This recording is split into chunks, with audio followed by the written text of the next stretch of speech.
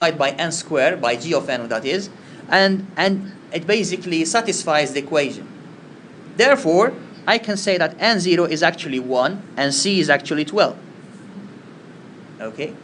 Sometimes it's not easy to use a trick like this. Sometimes you just imagine a value of c, for example. You start by c and then find which value of n0 is going to make the equation right. Sometimes you start by n0, you fix n0 and say, okay, what value of c is going to make this inequation right? If you have a very good memory and you can play with many variables at a time, I cannot do that, you can start by n0 and c at the same time. So it's something like trial and error. Put n0 and see what values of c are going to help you, or put c and see what values of n0 are going to help you to make the proof. Okay? So there is no general method to do it, it's just by observation. Okay? So what we have proved here, we have proved that 3n squared plus 4n plus 5 equal is big O of n squared. So this is what we have proved. Okay? What I'm saying next is f of n is also big O of n cubed. Now, can somebody tell me why? Or, I mean, just suggest why it might be the case?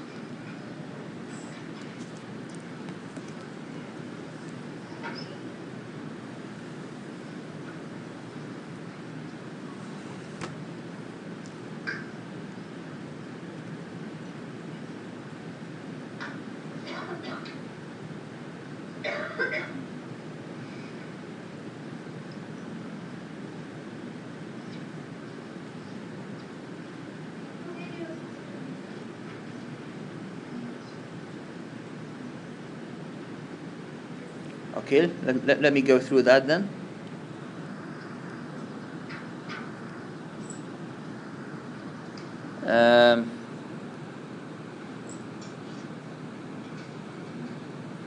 Let's start by the case.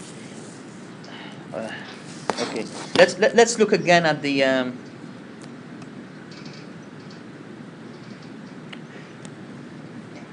So we have f of n equals 3n squared plus 5n, for example, plus 1. That's not necessarily the one in slide. And g of n equals n squared. Now, and then we said f of n is big O of g of n.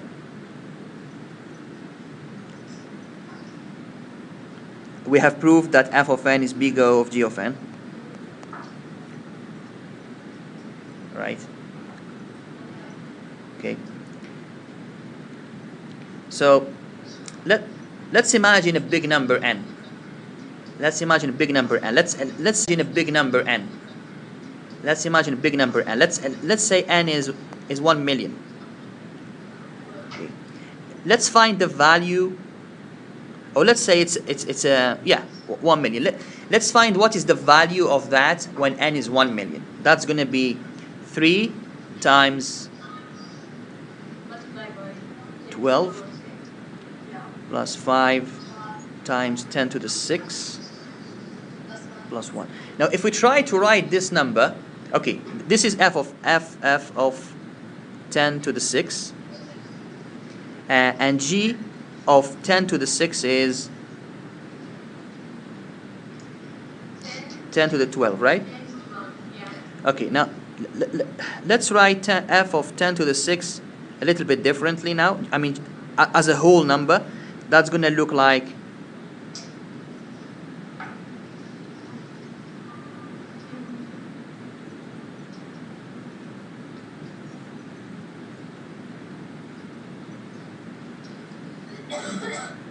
correct me if I'm wrong. And g of 10 to the 6 is going to be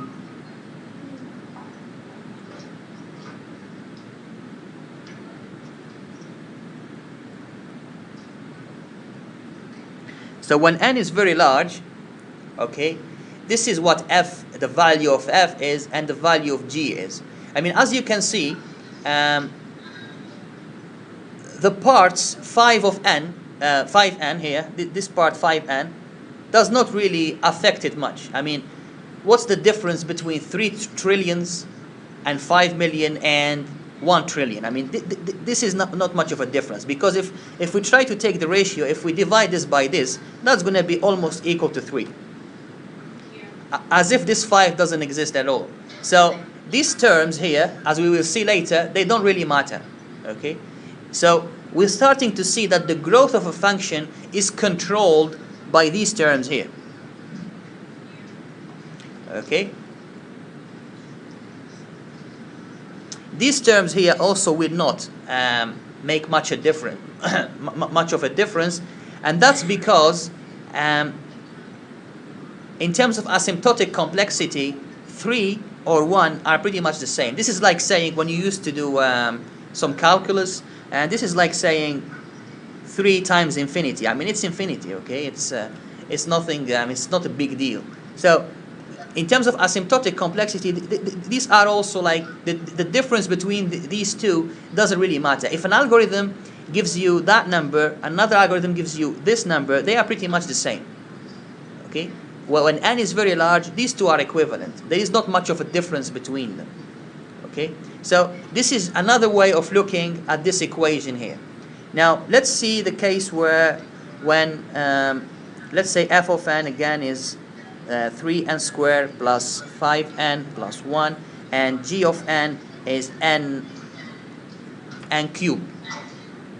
And if we compute f to the of 10 to the 6, that's going to be again 3 trillion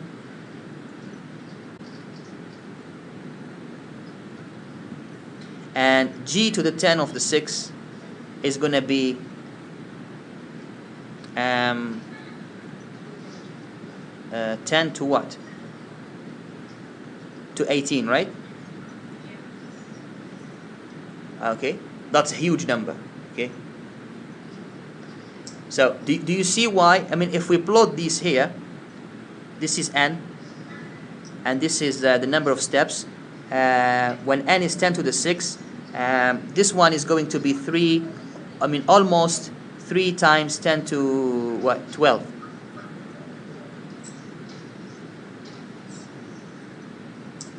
And the other one is going to be up here. So that's f, and that's g. So f definitely grows slower or faster than g? Okay, so f grows slower than g, and this is why we said that in this slide here we said that 3n squared plus 4n plus 5 is bigger of n cubed. And it is also clear that 3n squared plus 4n plus 5 is not bigger of n. When n is very large, this function grows. How does it grow compared to this?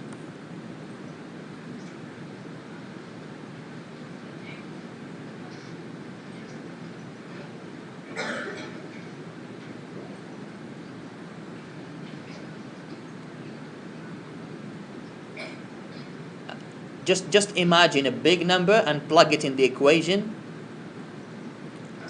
Imagine n is a million, and try to think, when n is very large, which one of them is growing faster?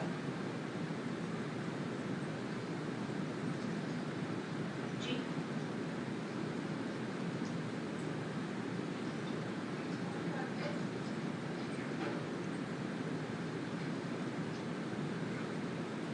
I think it's clear that this one is the one which is growing faster. Yes. Okay, and this one grows slower. Okay, so in that case, the algorithm with this growth function is less efficient, more efficient. Yes. F is efficient. So which one is more efficient? The one which is this, or the one which is that?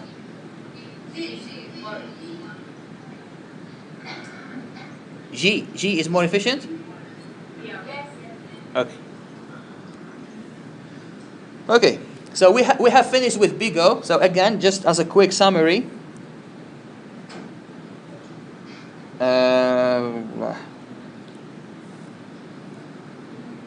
Okay, so two algorithms with growth functions fn and fg, f algorithms with growth functions fn and fg, f of n and g of n. F is big O of g of n, which means f grows less than or equal if this is true, and this is true if we can find c and find n0, so that this part is true. And once we prove that, it means the algorithm A1 is more efficient than the algorithm A2. Now, we can also work from the other way using what we call big omega. So we have seen big O first. Now this is big omega, which is just the symmetric relation of big O. So what we are saying here is, instead of f grows no faster, here we are saying f grows no slower. Okay? And the relationship is almost identical, except this term here, which is greater than or equal instead of less than or equal. Okay? So this means if f of n equals big O of g of n, this is equivalent to saying g of n is big omega of f of n.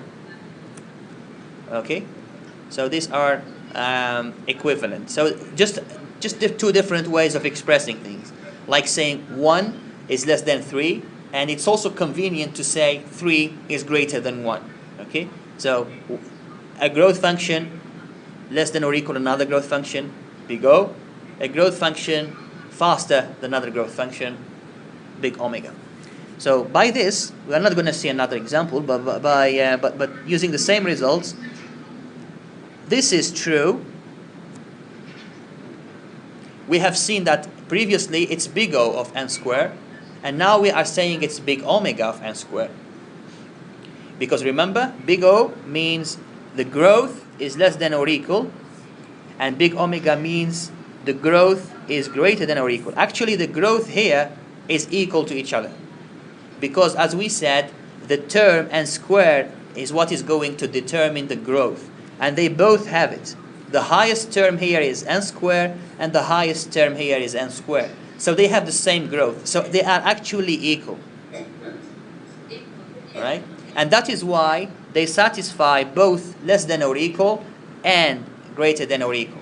When you have x less than or equal to y, and y at the same time less than or equal to x, that means x equals y. Okay? They satisfy both relations at the same time. So because they have the highest order term is n squared in both relations, in both growth functions, that means they have the same growth. And hence they satisfy both the big O and big omega. Now the second example, we know that n cubed grows faster than n squared. Okay, this grows faster, and this is why this equation is not equal. This is why 3n squared plus 4n plus 5 is not equal to big omega of n cubed. Okay, why 3n squared plus 4n plus 5 is not equal to big omega of n cubed. Okay, and for the last one, because this function here, if growth function grows a lot faster than this one, then it is big omega. It's greater than or equal in terms of the growth of the other function. That's big omega for you, and this is symmetrical to what we have seen previously. After that, we have big theta, and big theta is saying basically they are big theta, or one growth function is big theta of another growth function if at the same time they are big omega and big O. Okay, so this is big theta of this if it is big O and at the same time it is big omega. Okay, and in terms of expression, instead of finding one number, we are going to find two numbers. Okay, in big O, we said we find C such that f of n is less than or equal C times g of n. In big omega, we said we find another C. Let's call this C1, C2, such that f of n is greater than or equal C2 times g of n.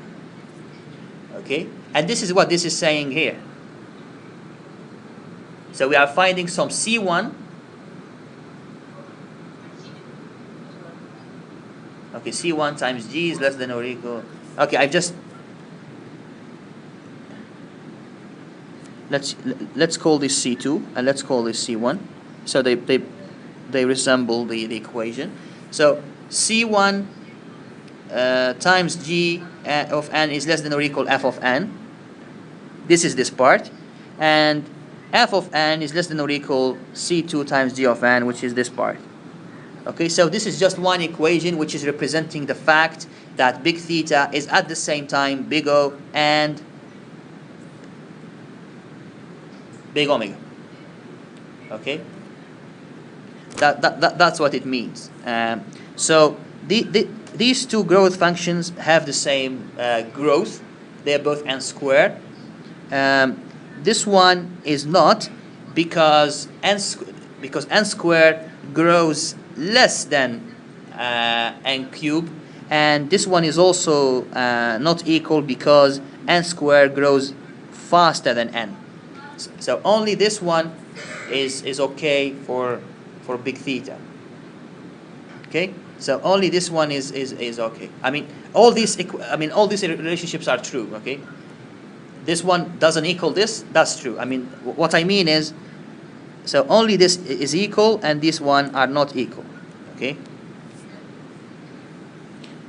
So big O, to say that a growth function is grows slower than another growth function because the algorithm is more efficient, and big omega, to say that a growth function is faster than another growth function because the algorithm is less efficient, and big theta to say the same efficiency. They grow at the same efficiency. They grow at the same rate. Okay, so far we have seen the less than or equal part, the greater than or equal part, the equal part. We will now see the less part and the greater part. Okay, so this is again the what it means geometrically for f of n to be between to have the same growth as g of n. Basically, if we can find this value and this value such that the function is less than or equal that and greater than or equal that. And as you can see, there are lots of intersections here, but we are only caring for the last one, after which f of n is always going to be between this value and this value. Now there is something called little o. Okay, so again we have two algorithms with respective growth functions, and we are saying that f is grows strictly slower than g. Okay, big O, it grows less than or equal. Small o, it's less only. Okay, so what we're saying, it's very similar to the big O equation, with the exception of the less than or equal becomes less than, and the there is C becomes there is for all C. Okay, so these are the two main differences between big O and small o, or little o.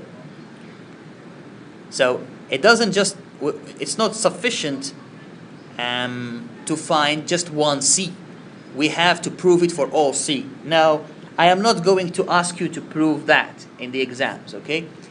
This requires more proof than the other one. For the other one, you pick two values, C and N0, and you find that the proposition holds. Here, the proof is more rigorous. Okay, you need to prove it for all real numbers, positive real numbers C. So I'm not going to ask you to prove that, but you need to know the rule, okay, and you need to know when to apply it. Okay, so when I say you need to know when to apply it, I mean in examples like that. So if you see that, you understand why it is the case. So this one is affected by n squared, this one is affected by n squared. They have equal growth, okay? So basically this one is not big O of that. This one is affected, the second one is affected by n squared. Here is affected by n squared. This one is affected by n cubed, and that's why it's little o, because it grows strictly less. Okay, and this one is affected by n squared. This one is affected by n, and that's why. So this one actually grows strictly more, and that's why it's not equal to little o. Okay.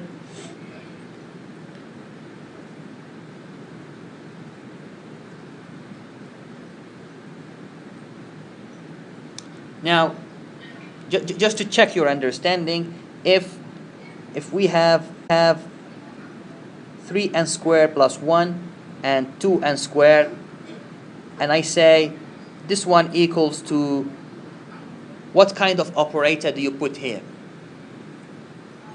Omega. Theta. Theta. O. Big O. And omega.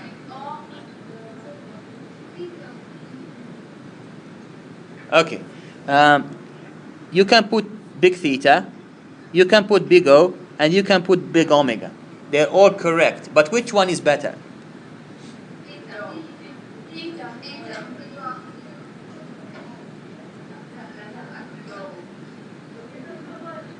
The more accurate is big theta, because we know that this is, the growth here is equal to this growth, and this is why we choose big theta. But if you choose the others, mathematically it's correct. But in terms of information, using big theta is the best. Okay, this is basically like going to some shop, and there are two shoes, and the salesman is telling you the price of this shoe is less than or equal the price of that shoe. Okay. So if this one is 100 and this one is 100, and the salesman is telling you this is less than or equal to this, mathematically he's correct, but for you this is useless. You want to know which one is cheaper, okay, or more expensive if you're rich. But theta, big theta, is the operator which conveys most information here. Okay, now 3n and 2n squared. What's the operator that goes between them? Omega. So this one equals what? Little O and omega. Little O and big O. No, little O and omega. Yeah, big O. Okay, it's little o and big O, but which one is more accurate? Little O. Yeah, little o conveys more information, because we definitely know that this is grows strictly slower than this. So that's little o, and the other part, the symmetric part of little o is little omega. Okay, so again, big O less than or equal, big omega greater than or equal, big theta equal, small o, little o less than, little omega bigger than. Okay, so little omega is basically telling us it's the same as the little o, except that instead of less than we have greater than here. Okay.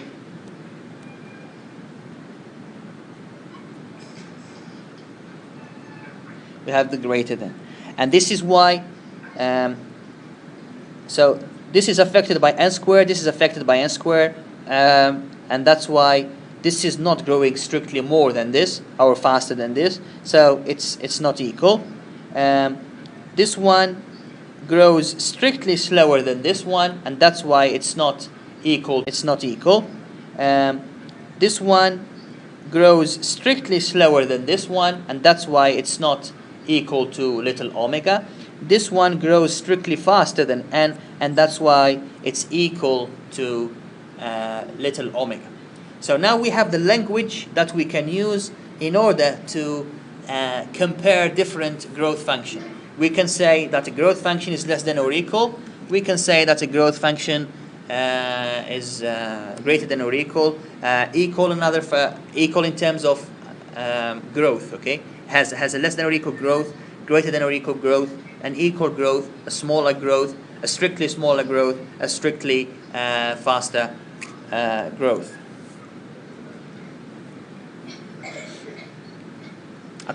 At what time do we finish?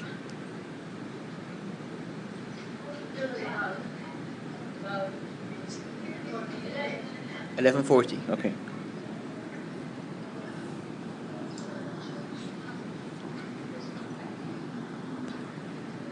Okay.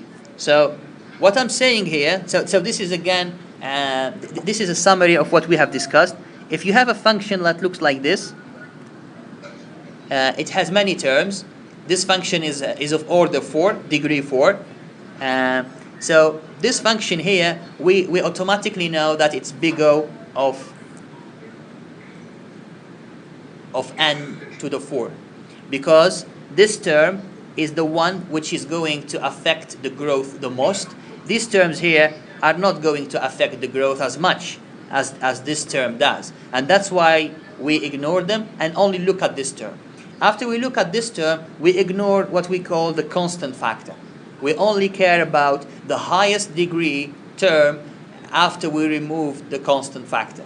So this is why we say f of n is big O of n4. Actually, it should be more clearly big theta of n to the 4. Okay. However, we will use the big O because most textbooks use it for complexity. Okay. We will use big theta when we need to show that these two are really equal. But we know that they are really equal. The growth are really the same.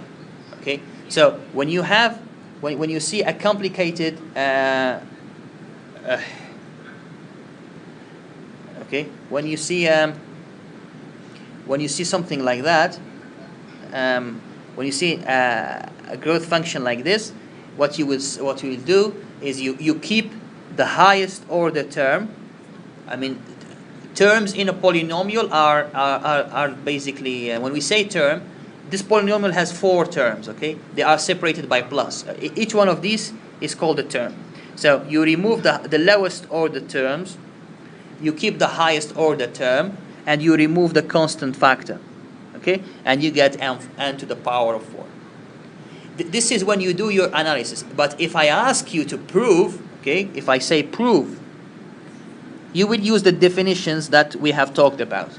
And I said that I'm not going to ask you about this or this as a proof, but you need to know them. I can ask you what is the law, but I will not ask you to prove it. Okay, but you will need to know how to prove using these, as I said, by picking numbers c and n0, and in case of theta, okay.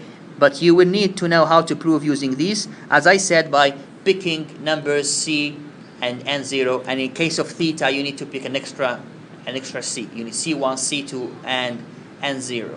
Okay. So again, when you see the word prove, please, if I say prove that f of n, which is this monstrous expression, if I say prove that this is big O of n to the 4, don't tell me that we just remove this and remove that and get n4. If I say prove, that means you're going to use them. You are going to use the operators and the mathematical definition and find n0 and c such that the relation holds. Okay. If I don't say prove, then you obviously can use this shortcut.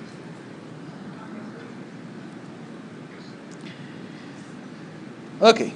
So far we have seen things like we have seen the horizontal line, the growth function, which is a horizontal line, and we said it's constant. We have seen the rising line, and we say it's linear. We have seen n squared, we called it quadratic.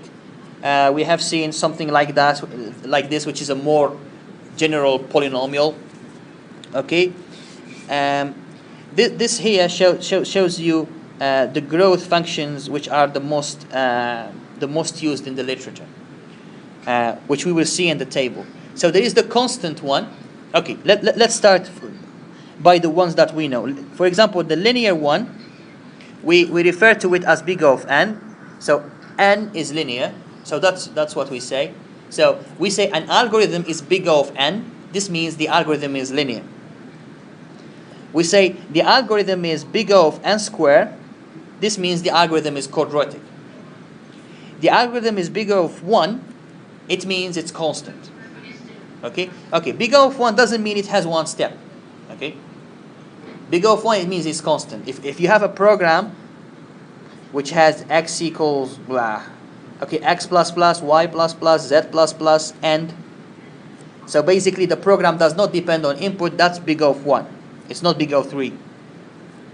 Okay, so big O of 1 is just a symbol. Okay, so big O of 1 is constant, log n is logarithmic, big O of n is linear, this is log linear, this is called log linear. Okay, this function is log linear. We have cubic, polynomial in general, like n to the 4, n to the 7. We have exponential, basically 2 to the n, 5 to the n. That's exponential. Basically, the input is the exponent itself. Factorial, and something completely uncomputable. Yeah. Okay, so this is how the complexity grows. So this is more efficient than this, more efficient, more efficient, more efficient. There are other classes, of course. Okay, that you can find something called log linear. Okay, log linear, or any other class you can think of. Log quadratic, for example. Okay, so for example, that's log quadratic, n squared log n. Okay, so for example, that's log quadratic, n squared log n. Okay.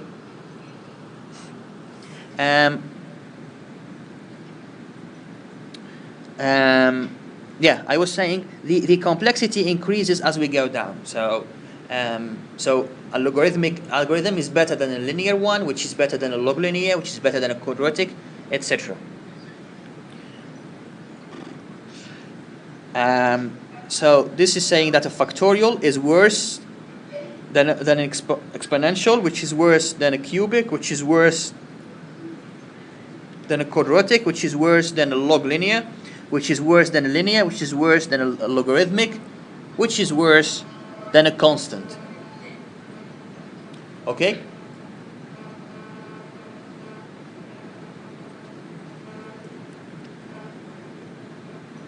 Do you still hear me? Right.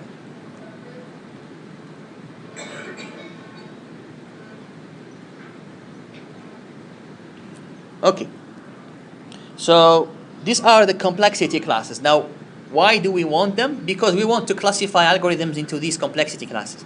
We want to say that, okay, we have analyzed this algorithm, we have derived the growth function. We still need to learn how to derive growth function. We have not. We would derive a growth function, and after that we classify it as being logarithmic.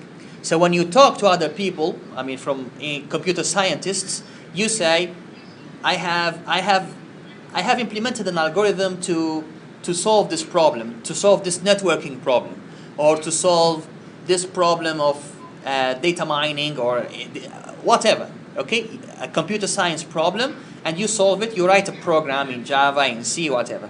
And the other person asks you, what is the complexity of the algorithm? You are not going to tell the other person that the algorithm has a loop or whatever, or the growth function of the algorithm is 5n squared plus. You're not going to say that. You're going to say, my algorithm is logarithmic.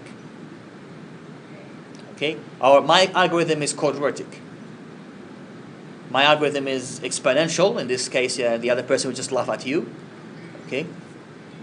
So this is the reason why we learn about these algorithm classes, our complexity classes, so that we can talk to each other what's the complexity of your algorithm, and you can show off saying, well, mine is log linear, so I'd be like, wow, okay?